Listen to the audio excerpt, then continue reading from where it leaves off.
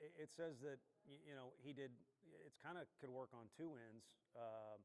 You want to have good presence and not get overzealous in that situation. Which the crowd can work to your benefit, which in that occasion I think it did. But I've also been around guys too. Our crowd gets so into the game. Sometimes you can use that adrenaline in a wrong way. So he just did a great job of staying composed, would be my one main point. And then you don't want to overthink the situation. I mean, our hitters did a good job of battling, and obviously there was a mistake in there, but the pressure was kind of in the pitcher in that situation. And I think Levi looked like he just kind of had a simple approach there. And he's so strong and talented, and of course he works hard too, that it ended up being a pretty explosive, cap on the game, really. How big was Snead's strikeout there in the fifth? I think that was huge. But really, if you did, there was moments there you could pick one pitch from him or Marcus where they put a good swing on it, or we give off a free base. But if you just combine what those guys did for 9 innings, it was very impressive. And without sounding too snarky, it's kind of expected too. They both got a ton of experience last year, and the ability has always been there, and they just continue to get better in a bunch of areas. So they're capable of keeping us in any game that they're pitching in.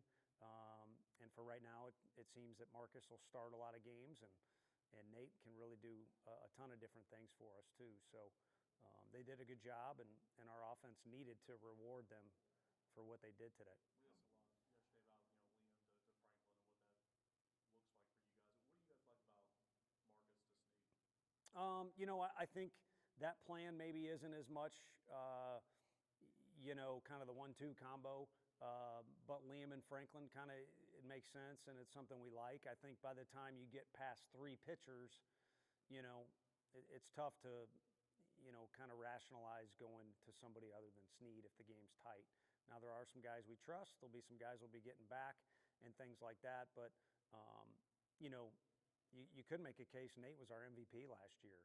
You could say that about a lot of different guys, offensively and defensively, and of course pitching-wise. But he did so many different things for us last year, and we used him more than any other pitcher. So who that guy will be at the end of the year, I don't know. It'll be one of those things you vote on too. There's no way to actually decide it. So the one thing he can do is compete in games and help us decide games, whether it's a win or loss, and kind of trust him in any situation, whether it's somewhere during game 1 or we start him at some point or do what he did today. How valuable is it to a guy who not only has that kind of ability, but that sort of mentality of, some guys are like, I want to start, some guys like coming out of the pen. He seems to be happy at both. Yeah, no, I think, in a perfect world, he's the opening day starter, and he's also, game 3 starter, which is the mentality you want. It's the mentality a lot of guys have in this league. They kind of have an alpha personality, or just that are on our schedule. But he's also got the resiliency. He takes good care of himself. He's in good shape, takes pride in his throwing. And last year there were days where he wanted the ball where we just, doing the math, didn't think he should be available. So it's nice to have that problem. It's kind of a throwback situation like Kirby taking the ball every day, as opposed to the new trend, I think, with pitchers, and I get it, is to train, and you're like a football guy. You throw the ball once a week. Your guys have had a knack for grand slams the last couple of years. Why do you think that is? Is it good coaching, or? I'm always going to kind of defer to, the physicality thing with Q, and complemented by Beth and her nutritionist now. Those guys get recruited to play in the SEC like a lot of other hitters, and some of the hitters that we see across the dugout this weekend. The ability's there. So if they're going to get that much stronger, now the ability to drive the ball out of the park is there, and do it with less effort too. I mean, that was a really smooth swing. But Levi's always been a strong kid. He comes here, he gets stronger, and so the ability to impact the baseball is there. But also, I think, we've got a really good situation with Ross and Luke Bonfields in our dugout, and Josh Elander. Those guys have all been that guy.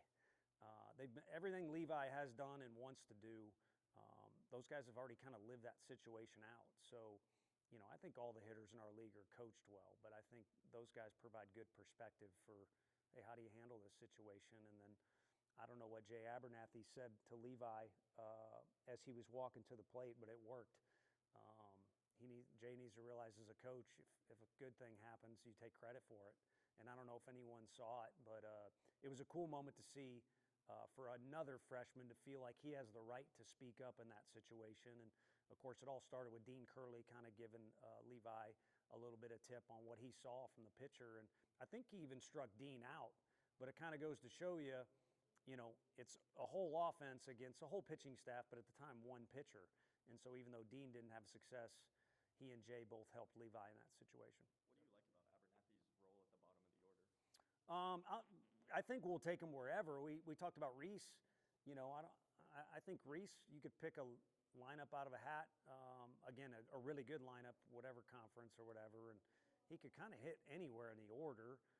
Just felt like we really have a good lineup if he's kind of anchoring that spot he was, and then he gets on base in front of Dean. So Jay was that guy today. We talked about Jay being the leadoff guy for us, and we've had scrimmages. I don't know that we've done it here, but he's kind of been the 5 and 6 hole guy in scrimmages too, even though he doesn't profile as that maybe. He's just a competitor, and obviously he's got other skills you guys are starting to figure out, but he and Levi are both really, really competitive, and there's other freshmen that are similar too. Couple more. What does that tell you about the versatility of your lineup when you're able to plug these guys that you don't think have the framework to go 5 or 6, and you can really plug them where it feels necessary? No, it's great as long as they all stay on board. I mean, there's a couple guys too we haven't utilized the last 2 days that either could be a great defensive replacement or a real plus as a pinch runner. And then some other guys that are capable of doing some things matchup-wise too. So as long as everyone keeps their weapons sharp and ready to go, even though they don't necessarily get a chance every time, and then the guys that are being exchanged for are on board with, hey, Ariel played a great game for us, had one of the better at-bats in the game, and he was the first guy to help tell Levi to get ready. So if you got that combo going on, that's a nice thing. And what kind of confidence does it give you to see your freshmen have such composure either in the dugout or getting ready to be at the plate? I've kind of, on the stat sheet, it makes you feel comfortable. Like last year when you come to the park and the roster sheet, I should say, where everyone's older, because it just kind of is a crutch for you to, these guys can be leaders. But I've honestly, I don't like saying it out loud, but I've kind of thrown in the towel on some of those guys being freshmen. Some of them need to get smarter, so that's how they're a freshman. But as far as being, confident in their abilities and being competitive and having been in moments, like a game like today, there's about 6 of them they've already been doing that, and they've shown what they can do. What's the pitching plan for tomorrow, and do you expect Teagan to be available? Yeah, he'll be available, and we haven't told anybody. We'll probably, I guess, we'll probably start Arvidsson, even though he started earlier in the week. It was a very short outing, and kind of reminds me of Liam Spence's brother. Josh Spence started a Tuesday against us and a Sunday against us back when he was at Arizona State. The difference was, I think he threw like damn near 2 complete games. We won't do that with Arv, but we've got everybody available besides those 4 guys that have thrown, so we'll probably use a plethora of guys. What about your guys having some maybe the most game pressure that they've had this season? Yeah. Trailing in the 7th, what'd you like from the vibe there? It just was needed. You can get complacent. I mean, imagine if a kid, they say if you touch the stove, it's hot. You learn not to do it again. But what if a kid just kept touching the stove 6 or 7 times? That's the only thing I thought of in my head earlier is, as a coach, you're kind of be on your toes. And our guys were challenged yesterday, I think, more than they realized. And we warned them of that, and here it was, an even bigger challenge today. So you got to be careful about getting lulled to sleep when you're on defense, and maybe the balls aren't being put in play as often because we do have a couple good arms. And similarly, you got to be careful about getting lulled to sleep that we got this thing figured out. We've had, again, on your guys' stat sheet, nothing but success. There's a lot of areas in the dugout and on the field that we need to get better at, and the scoreboard will tell the story at the end of the day.